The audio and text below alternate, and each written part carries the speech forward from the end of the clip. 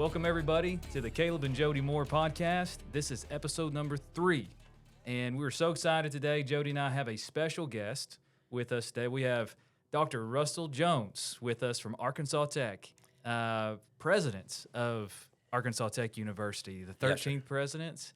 The lucky number. Lucky number Yes. 13. And we're grateful that you're here today. Well, thank you for the invitation. Yeah, it's exciting. We've got to do this once before, me, you, and Jody. Right. Prior to Mr. President. Right. I think we were talking about interest rates and the real that's estate right. market. That's yes. right. COVID was alive and well, Right. and we got to talk about all the craziness with the housing market. Fascinating stuff. One of my favorite interviews. And so when we were doing this podcast, I thought, we've got to get you back in here. We don't have to talk about that craziness again, but just the secondary education. There's a lot that we're doing in the state of Arkansas right now with that. A lot that you're doing with Arkansas Tech. Right. And we just kind of wanted to dig into that. But before we do, a little bit of background about you. So I hear that you spent some time overseas. Yes. That you might have been in the FBI at a time or two. And so these did all things fascinating to me. So can you tell Jody and I a little bit about your travels? Well, let's just say that I was one of those students who went to college that didn't know what I want to major in. Yeah. I chose engineering for the worst reasons because I met people who were majoring in engineering. Mm-hmm. I graduated with my engineering degree very barely. Yeah. In fact, I tell the students I graduated summa cum barely. Yeah. So, and I got out and went back to school again, decided not to be an engineer, went back and got a degree in business. Still didn't know what I wanted to do. I was recruited, as you said, by the FBI, served some time there, and then went back to school at the University of Texas. Yes, a Longhorn. Yes. We won't hold that against So, you, okay? yes. It's fine. Yeah. So I graduated from there. My area was accounting and cybersecurity.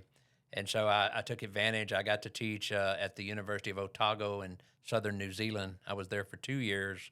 I got to teach in northern France for 6 months. And then I got to teach in Guangzhou, China for 6 months. Wow. Wow. So it was just a great time, great opportunities in cybersecurity around. And most of the younger people don't remember Y2K, but the Y2K experience brought out the need for cybersecurity and everything coming out. So that was really the heyday of that time. Yep. Yes. I remember Y2K. Yeah. So, Yeah. which was your favorite location to teach at? I loved all three, but my favorite had to be New Zealand. And it was simply because of the atmosphere in New Zealand. The people were very nice and laid back. And it seemed like it was back in the 60s in the United States that, you can almost see the black and white TV Yeah, shows. TVs. Yes. And so you're sitting there meeting each other on the street. Everybody called everybody by their first name. Everybody was polite. Nobody was in a hurry. And it was just a very pleasant place to live. I love And that. beautiful countryside. beautiful. Oh, beautiful it's countryside. Every pictures that I see of New Zealand, Jody and I, top 3 of we got to get there. Yeah, and I would, and this is just to be a pitch for the southern side. A lot of people go to New Zealand and they go to Auckland, and that's the only place they've been. And Auckland is nice, but it's like every other big city. You need to go to the southern island, down on the southern coast. That's where the fjords are and the waterfalls, the humpback whales. All of those things are there. I used to go out and have my lunch at the university there, and I'd have my lunch with the sea lions, Yeah. and the penguins would be there. That's cool. And of course, you could see humpback whales out in the ocean breaching. So it was Sounds like a unique dream. place. A dream It job. is. It is. It was a great. great opportunity for me. I did it in 2005, and then they called me again in 2010. So I got to spend those 2 years down there. Well, that's exciting. That's really great. We're glad that you didn't stay over there, that you came back. Thank you. So you've done some great stuff at Arkansas Tech, and I wanted to talk to you a little bit about some of the things that have been happening in secondary education, and just some of the numbers that have come out. Arkansas Business Magazine came out with this university enrollment rises, and it has all these statistics. But one of the things that really caught Jody and I's eye as we're reading this article, it says, but schools get ready to see numbers drop. So we see this increase, but we're supposedly on this cliff. And it says the state's largest university saw fall enrollment increase this year as each prepares for this coming enrollment cliff predicted to hit in 2026. And this article continues to go on. It's interviewing people from Arkansas State and U of A. and they talk about that a lot of the main reason that you're seeing this decrease in a year from now was birth rates, which again surprised me that was the reason why that you were going to see this decline. Do you have any thoughts on why that is? Is that the reason why? Is it because of birth rates? Yeah, and that's the primary. If you look at your, we call it the funnel, and the opening of the funnel is the number of high school kids. So the average birth rate went from 2.6 to 2.1 in America. So we lost about a half a kid per family. People are just not having the number of children that they used to have. It's just a changed demographic. So first of all, your funnel starts out smaller. And then the next step is how many of those graduate high school? And sadly to say, the number graduating high school nationally has gone down. And so you've lost the people that are college ready. So now the funnel gets smaller again. Then the next step is how many of those that do graduate high school go to college? And the number is reduced again. And the last numbers I saw was down from in the 70% down into the high 50s. So you've lost 10% of those. So the pie is getting smaller. Right. And then once you decide to go to college, you now have opportunities that we didn't have in the past. You have online universities, you have for-profit institutions, you have trade schools and things of that nature. So if you take all those into account, you've got to see how the funnel has gotten really small. Right. And so you've got the universities in the state of Arkansas, you got the same number of universities you had 30 years ago or 20 years ago, and they're all fighting for a pie that's getting smaller. Right. And so that pie is getting cut into smaller pieces, and so the numbers are going down. But I will say that Arkansas is doing better than most of the other states. Our number of high school seniors that are graduating are staying up, while some of those in some other states are going down worse than expected. The other thing is that you'll see a rise in is if you look at the enrollment at the two-year colleges and the vo-technical schools, those numbers are going up. Okay. So the student today is looking for a more instantaneous reward. You know, we live in a world today where students order something, they want it on their doorstep the next morning. Absolutely. When we grew up, especially in my era, you ordered something, it might be there in 2 weeks, 3 weeks, 4 weeks. So we want that instantaneous gratification. Right. So students are coming to a point now, they don't want to wait 4 years to get an income. Right. They don't want to wait 3 years. They want something, they want to go get a certificate, they want to get out and start earning wages. Right. Do you find that, because we were discussing this before you got here, is 4 years does seem like a long time to keep a young person engaged, even if it's financially, but mostly just the excitement factor, the motivation to get out and make money and make a difference in the world. Because I do think more than just a career path, people are headed towards college to make a difference in their world and in our world. So how do you see the 4-year degree changing? Maybe even, I'd like for you to elaborate more on that anyways. Okay, well, two different ways. One is most of the universities across the state have gone to intermediate credentials is what we call them. So we usually think of college as either associate degrees or baccalaureate degrees at the undergraduate level. So you have the 2 and the 4 year. We have now gone to a point where, for example, at ATU, we have a lot of what we call certificates of proficiency. And these are 12 to 18 hours that you can come take, get in one semester or at most 2, and you can actually increase your depth in a certain area. Like if you want to do 12 hours of business administration, you can go and take the first accounting course, the first econ course. You get a credential, and then you can go out and go to work. We have a credential in computer science, just 12 to 18 hours. So they're short-term focus, so they can come for a year, get a credential, go out and work for a few years, say, hey, I'd like to go to the next step, get the associate's degree. They come up and pick the other 15 hours up, 30 hours up, they get the associate's degree. Then the third year, we have something called an advanced certificate. That comes the third year. So now we have, instead of you having to think 4 years down the line, you each year have a credential that you can receive that's a shorter reward period. I love that. A shorter payback period. I love that. That is that instant gratification. Right. Yeah, and we actually, in a lot of our courses, even for those that might have a passing thought about graduate school, we now have what's called accelerated programs where in your senior year, you can take 12 hours of graduate work and it counts double. It counts both towards your undergraduate degree and towards your graduate degree. So when you leave the university after your bachelor's degree, you're halfway to a master's degree. Nice. And so we're trying to make everything shorter term. Now, that's one way we do it. The other way that our state, like other states, are looking at is we're looking at 3-year credentials, a 3-year baccalaureate degree. I know that each university has the ability to propose one 90-hour baccalaureate degree to the Arkansas Department of Higher Education, and as a test, and see how those things go. And this would allow somebody to come out of school and in 3 years have their baccalaureate degree. And then the last part of that is the thing that's making it shorter, is that there will be a push in these next few years to increase the number of concurrent courses that are offered at every high school in the state. What they now want, and I don't know if you've talked about this in the past, at the secondary level in the high schools, they've now created 3 different high school credentials. You have a high school diploma, a high school diploma with merit, and a high school diploma with distinction. The high school diploma with distinction, which is the highest level, means you come out not only with your high school diploma, you either have an apprenticeship in some trade or you have half of your associate's degree completed. And So is this that's the gonna be AP courses that? No, this is separate from the AP courses. So, yeah. So there are 2 basic pathways. There's some others, but 90% of it follow one of 2 pathways. One is called AP or Advanced Placement. Advanced Placement is that you take the course and then whatever you make on that final test, that determines whether you get college credit for it or not. Right. The other pathway is concurrent credit. Concurrent credit means it's taught through a university at the high school. And so you're taking a whole course, and it's not just the one test at the end. It's just like you're in a college course. You're taking the same material as they are at the college, and you'll get an A, a B, or C, but as long as you have a passing grade, you get college credit for it. Okay.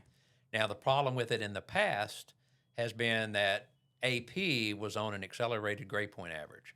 If students wanted to get a 4.5 grade point average, they'd have to take AP courses, which were on a 5-point scale. Right. There's currently a bill in the legislature that if it passes, it will make concurrent the same as AP, and all concurrent courses will now be on the accelerated rate also. And so now students will be able to keep that higher grade point average and take the concurrent classes. Is that the House bill that you were talking about? Yeah, House Bill 1512. So that's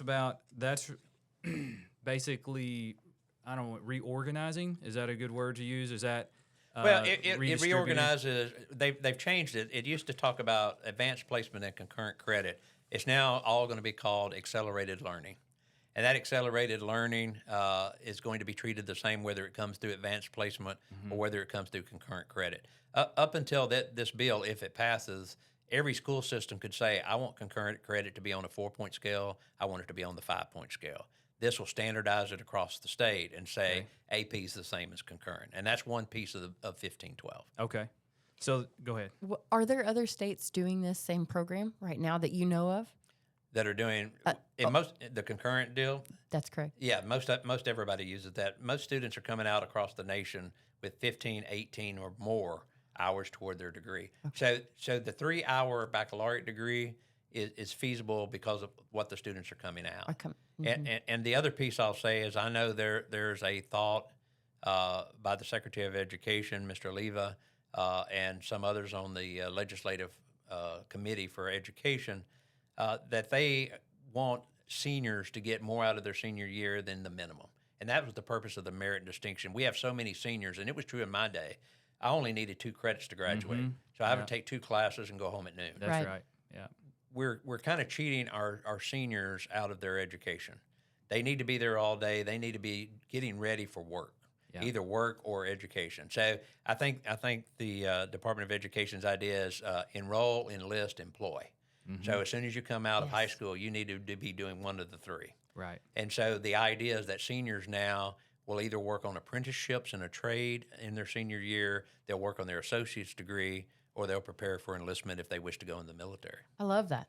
And I remember when we were in high school, our junior year was our toughest year, like getting all our credits and everything. And then our senior year was kind of like, okay, we got 2 or 3 classes. It made you lazy. It allowed you to have so much extra flex time. And then you go roll into college, and then you're kind of not ready for your freshman year because your senior year was so easy, I guess. And I think this is one of the ideas the Secretary has in the Department of Higher Education. I think this is a great idea.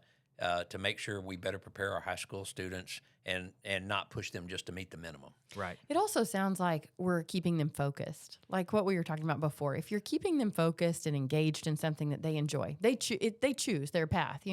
Of course.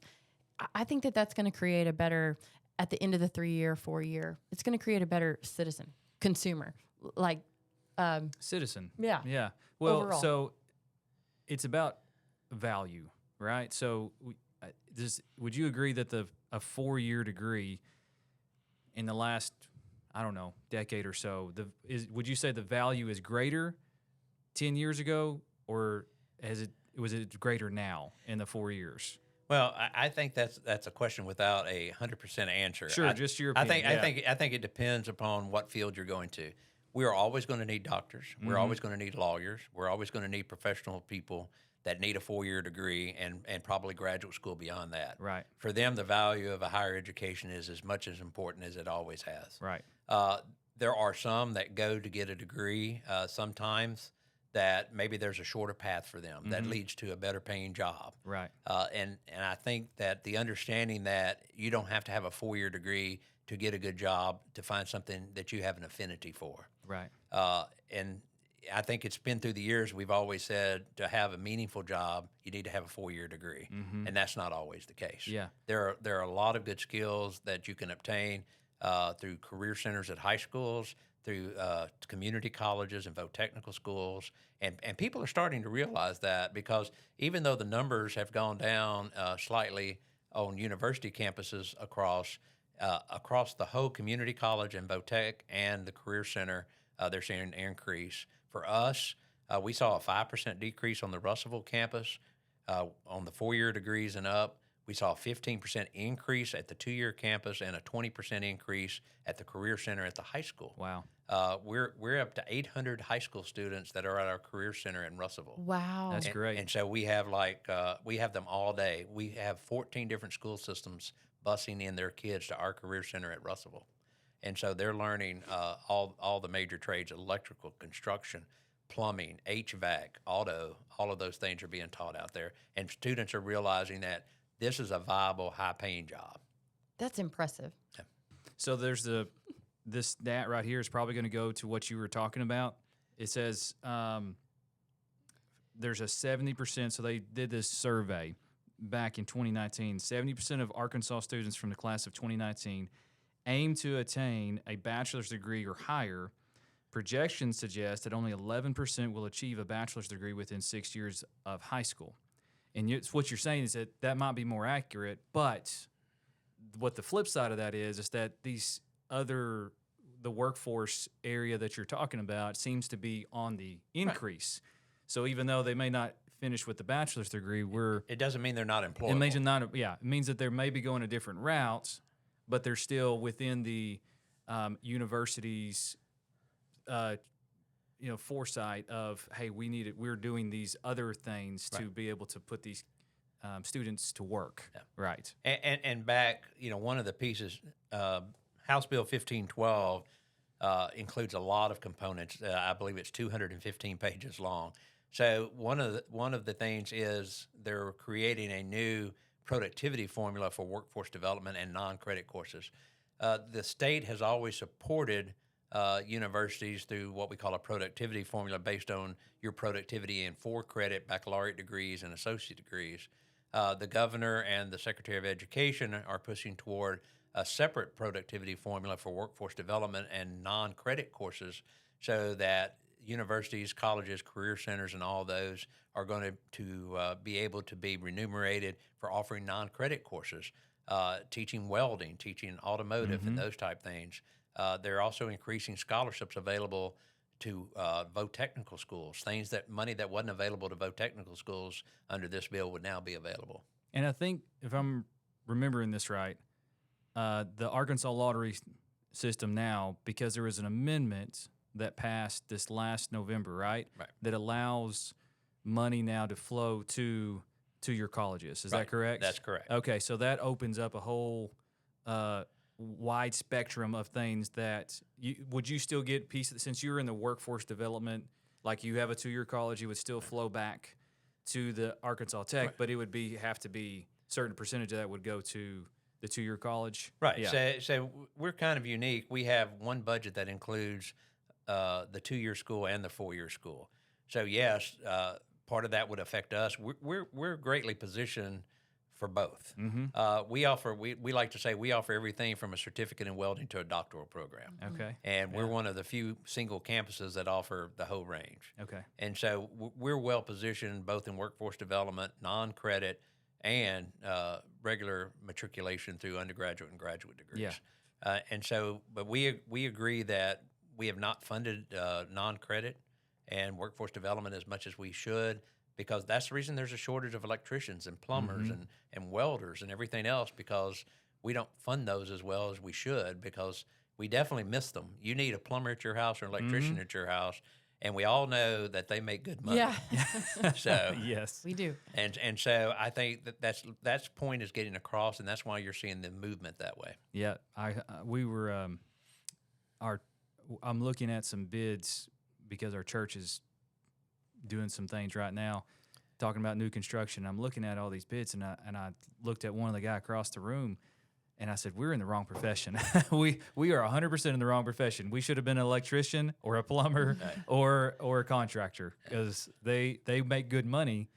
People don't probably understand that as much, because we look at the Wall Streets, we look at Silicon Valley, we look at tech jobs, which are great. I'm not downplaying any of that, but there's a lot of money to be made on the other side of this that people don't talk about as much. Well, Yeah. the economics behind that I see is because there's such a high demand for it right now. That's why they're making great money, if you will. But I think that the shift that we're seeing this 2 year towards the workforce, towards those type of blue collar jobs, if you will offset itself and ultimately kind of balance out. And when there becomes a flood of those guys again, and maybe I wouldn't say flood, maybe more like a reasonable amount of those, then maybe those prices will ease up on the pocket, and I think everything will work out. I also think, well, no, go ahead. Well, I think if you look back over the last just say 4 or 5 years since COVID, how many natural disasters have we had across the nation? Whether it's the Quite a few. North Carolina floods, the Florida hurricanes, the California stuff, the Texas. I mean, you can just go on. These are all trade jobs that are desperately needed, and so you're seeing this high cost across the nation for these jobs, and there's not enough of them. Right.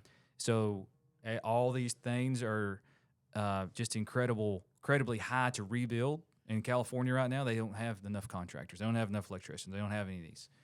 And so I think the direction that you're talking about going is a great way to say, hey, we can fix some of these problems to keep costs lower if we just spend a little bit more time educating on these specific fields. And I think that's a good point about what the governor's proposing with this, is that we prepare students in secondary school and high school that there's two pathways. There's a pathway if you just want to go to work. We need to prepare you, get you an apprenticeship, so the day you graduate from high school, if you want to go to work, you have a trade that's going to make you good money. Right. And then if you want to go to the university, we have another pathway for you to go that you can knock out 1 year of your education, and we can get you on that pathway to the baccalaureate degree quicker. Right. And so I think having the options to do those and funding both of them and making them of equal importance is important. I agree. So there's one other thing I want to talk to you about. Okay. I couldn't let you get out of here without talking a little bit of economics, right? So Jody and I have been digging into some of this lately, and I want to specifically talk about the student loan debt that we're seeing in the country right now. And so some of the stats that I'm seeing is 2023, this is a national talking, is $38,000 per student coming out of degrees with debt per student. And then in Arkansas, we're talking about total debt amount. This is across the whole state, $13.4 billion in student loan debt just in Arkansas. So that's approximately 400,000 borrowers. Average that out, that's $33,000 roughly per student in Arkansas. So you can see our graph up there a little bit. That's America owes $1.75 trillion in student debt, and you look in 2006, it was $500 billion. And now it's just a gentle rise up to 2021. I think we got so 1.75 in quarter four of 2021. Any of that surprise you? I mean, it's a little scary to look at 1.75 trillion there and say, man, can we sustain that? But do you see any relief in the future for any of the student loan debt we're experiencing? Well, we saw some relief during the pandemic. Mm-hmm. And I think we talked earlier that you saw a downturn during the pandemic. So what happened is there was a lot of different funds from the federal government going back, and a lot of the institutions, including Arkansas Tech, forgave a lot of outstanding student debt during that period so that these students wouldn't suffer so they could go back to school after the pandemic. So we saw a lot of that going. That reduced the student debt. Of course, lower interest rates. Yeah. A lot of these are not subsidized, so the students are paying interest, and so lower interest rates caused it to be better during that period of time. Right. I think that as we see more and more people go to college for a shorter period of time, I think that's going to reduce the debt load, because if you take the $32,000 roughly that our students owe in this country and take that out, that's roughly $8,000 a year for a 4-year degree. So simply by having them better prepared in high school, for those that do get the baccalaureate degree, now they can get the baccalaureate in 3 years. Right. So that cuts it down by 25%. Right. So I think that's a plus. The other thing is a lot of these people will now be going to technical schools, workforce development type schools. They'll be there for a shorter period of time. There's also something called AR Futures that a lot of students that are in the trades and in the 2-year schools, the state actually pays for your first 2 years of study. If you're studying in something that's a high demand or high need in the state of Arkansas, you can go to school for free for the first 2 years. And I think more and more places are taking advantage of that, and that, of course, would be minimize student debt. Now, we'd be amiss to say that there aren't some students maybe that abuse the system. They register for class, get the maximum loan with no intentions to ever finish, and they simply don't attend class, wait, they drop, and then they register again another semester, get another loan to go to the next time. And so I think that causes part of the problem, because I think there was financial need and they were looking for a way to solve financial need. So I think sometimes people reached out with no intention of completing. I know at ATU, we have a large accounts receivable from students that didn't finish, and that's just what they owe us, not counting, they took out those loans to pay us and then didn't pay us. And so there you have a situation. Now, I wouldn't say that happens very much, but I say that's another component of it. Right. But I think the answer is a shorter term in school, lower cost, that lowers their cost, and also all these other programs. I know we talked about HB 1512. One of the great things it does is double the lottery scholarship for people going as freshmen to college. So there's $1,000 right there. So $1,000 per every student that we're talking about. That lowers the debt right there off the top. Right. So with the state giving more money to get people either into trade schools or into universities, that's going to lower student debt. And we talked about Amendment number 1 last year that passed, allows for these funds to be used for vocational technical schools. Right. And so now they've got access to scholarship funds they didn't have before, and that lowers the burden on the student also. Okay. So there's several things that it sounds like could happen to lower that threshold a little bit. Are you seeing, I know in the state, it sounds like with the HB 1512, y'all are working with the governor and her administration. It sounds like everybody's trying to work through some of those details globally, not say globally, nationally. Do you see that same trend with other universities as far as this debt? Because obviously we're $13.4 billion. That's when we're talking about $1.7 trillion. That's not that big of a problem. It's a problem, but it's not as big. Right. Do you see this on a national level being as big of a problem? I think it depends on how their states address the issues. I mean, every state, of course, even though it's federal loans, how they structure their universities and their colleges is going to differ state to state. Sure.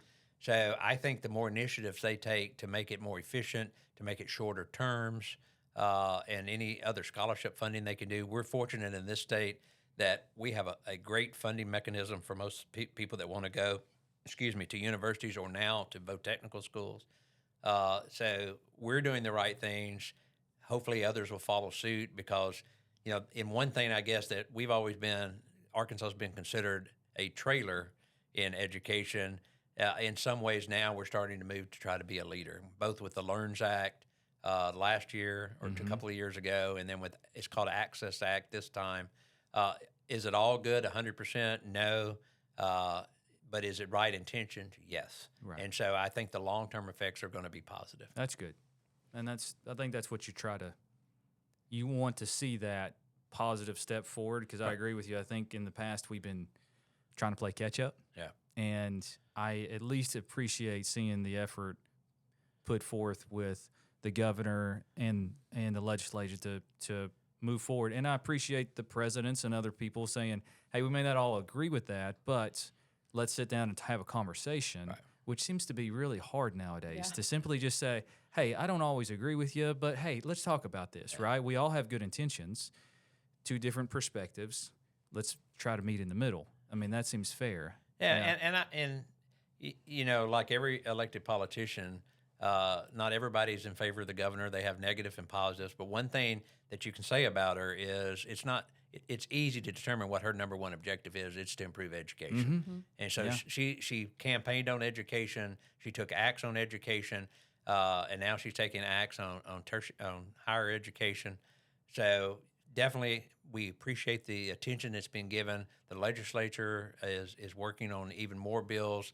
HB 1512 is only one that have to do with education. There's a whole lot more out there in the hopper. And again, you may not agree with every one of them, but the idea that we're paying attention to education in the state of Arkansas, I would just say it's about time. That's right. I agree with that. I agree with that. I love that. Yeah. So I wanted to jump back to a point real quick back on this debt. Our last podcast, we discovered that the average first-time homebuyer age was 38. And so that's quite a bit older than it was even 10 years ago, which was about 28, 29. And so, but I think what we're seeing is that 4-year degree, people were coming out with a lot of debt and they couldn't get approved for a loan. Therefore, they're spending more time working, trying to pay it off before they can go and get what I would even say a starter home, really, to be affordable. So I think, and I'm just wanting to get y'all's opinion, do you feel like maybe we might see that 38 age tick back down after these programs have had time to kind of be in effect? Well, I think that's going to have a lot to do with the interest rates. I think so too. So you want to talk about that? I'm ready. Let's go. So the movement of the interest rates, of course, we went through a period of time never seen before. I mean, historically low. Yeah, 30-year interest rates at 2.75. People could afford twice the house that they could. Now, some of them made poor decisions and bought twice the house instead of the house they needed. That's right. For half that price. That's right. So they maxed out what they could buy, thinking that they'd never see a poor day and everything would be fine. But interest rates weren't going to stay there forever. And now interest rates have ticked up, and less. If you looked at the percentage of student loans that are subsidized versus non-subsidized, you're going to see a lot of difference there too. The non-subsidized loans, which charge an interest rate, and the subsidized loans, which don't charge an interest rate while you're in school. As you know, if you start interest rate calculations 4 years earlier, that's a lot of accumulation. That's right. So even though you might have borrowed $32,000, the interest has been running on that with no payments for 4 years. That's right. And so now by the time you get out, it's a lot more than $32,000. That's right. Just think if you didn't make any house payments for 4 years, Right. It's going to accumulate. So I think the fact that more people were getting non-subsidized loans, they were, it was a tough time during the pandemic. People were borrowing to the max. Yes. They were using the max they could off their student loans to pay for living. And so that had to be done. Now, with things getting better, I think that will help. But I think the major thing is going to be what the feds do with the interest rates. I think every time it ticks down, yes, they can afford more house. Yes, they'll buy houses younger. And that is sad that it's that high, that you can't even get your first home till you're 38 because you're getting debt. And maybe that's another reason a lot of people are deciding they want the quicker education and get the 1 year certificate. They want to go out and be a welder or an electrician. You know, when the starting pay for electricians and welders are higher than some 4 year degree holders, and you didn't go to school but half as long, Right. then you can start buying that house earlier. That's right. Right. And so the person with the associate's degree can lower it 2 years right off the top. And so you knock it from 38 to 36. Yeah, that makes sense. Yeah. Thank So you. would you what percentage would you put on students having a either full or part-time job while they're at school? I think that differs from institution. I know one thing that we do here at graduation, we have everybody raise their hands if you're a first-generation student, which we have a lot. You're right. Most of our students are all first-generation students, which is another burden that they have because they don't have anybody that's been there before in their family to help them guide the path. But the next question we ask is, how many of you worked while you went to school here? And almost everybody raises their hand. Okay. So a high percentage. A high percentage, and in fact, even higher percentage or a higher than you would expect work full time. Wow. And so we've got a lot of people working full time. They work at night and go to school during the day. Yeah. And so, but they understand that education, whatever they're majoring in, whether it's 1 year, 2 year, 4 years, you know, education is the way to improve their life and their progeny. Right.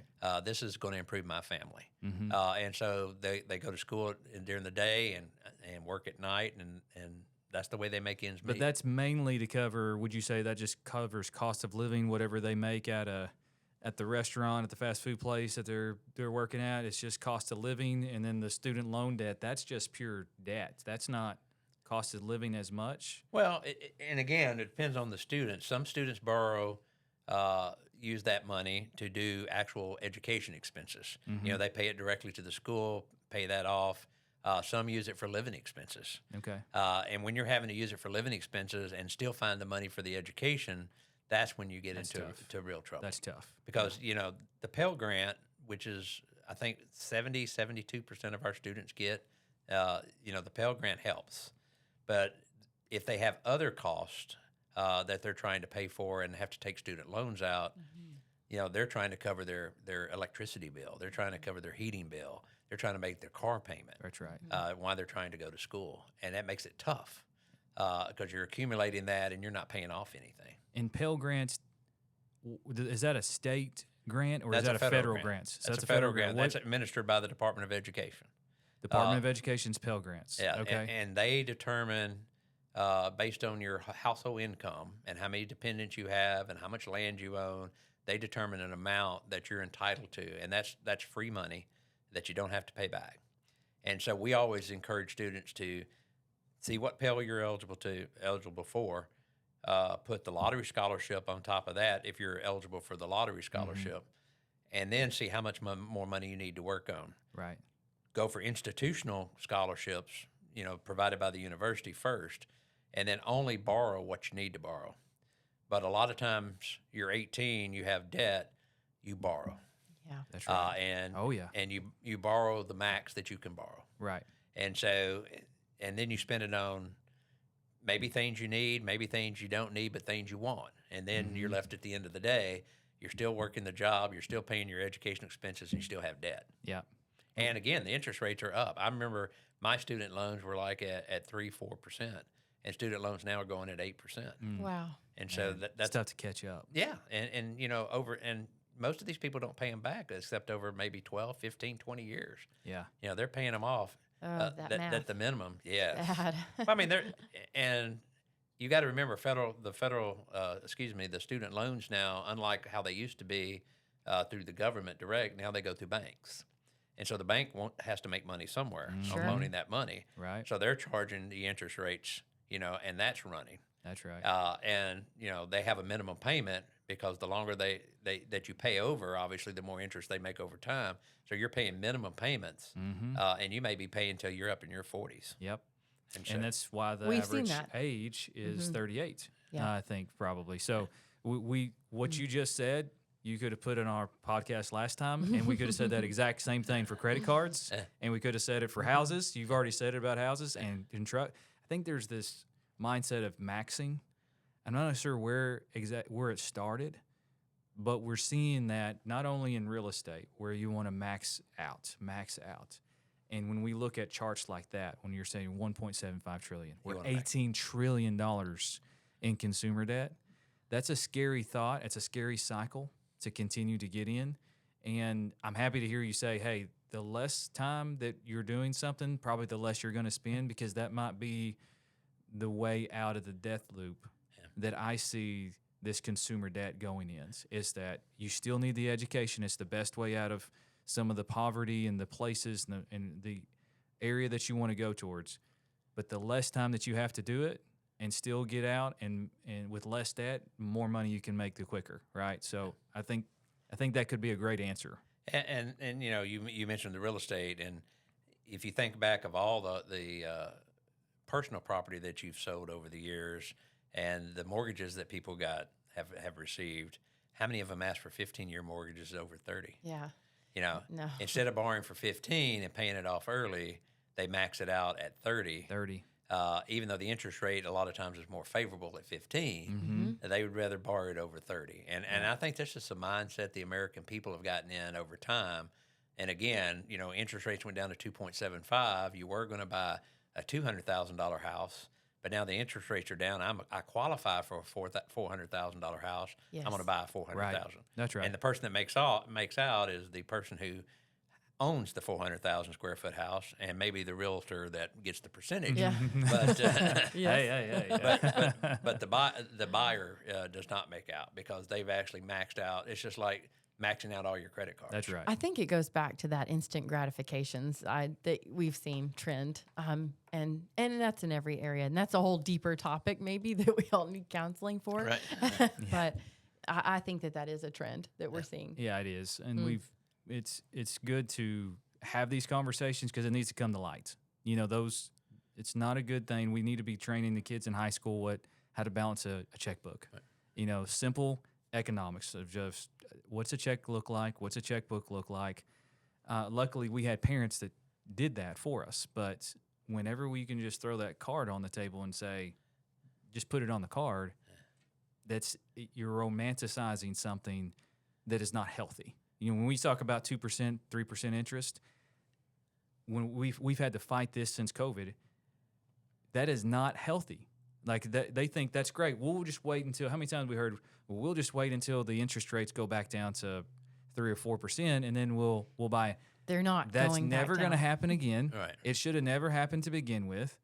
That was fictitious, and now we're paying for it. Right. I mean, it was always going to be this big boomerang. Nobody was waking up to see it soon enough because they were just enjoying the moment. But I think it's hurt us in the housing market now. It's going to hurt us in the consumer debt problem in the future. Right. And it's going to, I think your solutions are good for the student debt problem that you're experiencing. And luckily, some of them paid off the student debt in 2021, but it's going to be a cycle that I think we're all going to have to face and find solutions like what you just said. So I like it. Yeah. So I'll finish on this. Anytime I have a guest, I want to ask this question. What books, and I'd like 3 if you have them, but if it's just what books, because I know you're a book reader like me, would you say had the greatest impact on you and your life? Like if you're going to recommend 3 books to somebody, what would they be? Tough question. Yeah, you can start with one, Caleb. Let it. Well, and I would have to start because of my background. I have to say the number 1 book is the Bible. There you go. So, you know, I was born with it. I was raised in a Christian home. And, you know, even if you don't follow that religion, it's got a lot of good teachings, a lot of good rules to follow that make you a good citizen and a good person. Right. And so I'd have to say that's the number 1. There you go. Once I get past that, that's going to be real hard. One of the things that I read is there was a book out a few years ago that is What is Your Strengths? How do you identify your 5 basic strengths? And I forget the author's name, but you can actually go now online and take the test, and you answer a set of questions, and it tells you what are your 5 basic strengths. So what we're trying to do now at ATU, in fact, is talk everybody into incorporating that in your class. Okay. So if you're trying to see what would you be happy doing, what would you have strengths at doing, here's a test that helps you figure out what are your strengths, what should you be in. Right. And so I think that helps you occupationally. Sure. It, the, three, boy, you put a tough question. Yeah. All the questions. That was the one that got you. That is tough. Well, so let me narrow it down. Let me say, because a lot of your background is accounting and business and all that stuff. You were the dean of the business before this. So if I was to say, okay, give me a business book, and that's a good one that you just gave me. But if I was just narrow down, what business book would you say recently, or even like it could be one that you read now that's been like, hey, this is a good one for everybody to pick up and read? In business, I would say the 5 effective habits of 5 effective habits of a good leader, which helps me lead my organization and reminds me of how to have communications with people. And so everybody's heard of the 5 effective habits. Yeah. Yeah. And Yeah, so- that's a good one. And they've got one that leans toward business. Yeah. And they've got ones that lean toward other things. But I would say learning how to communicate. If there's one skill that I think has been lost in the last, since 95 when the internet was born, if there's one skill that's lost, it's communication. You know, I Amen to that. have a 7 and a 13-year-old that their head are in the screens all the day. Yeah.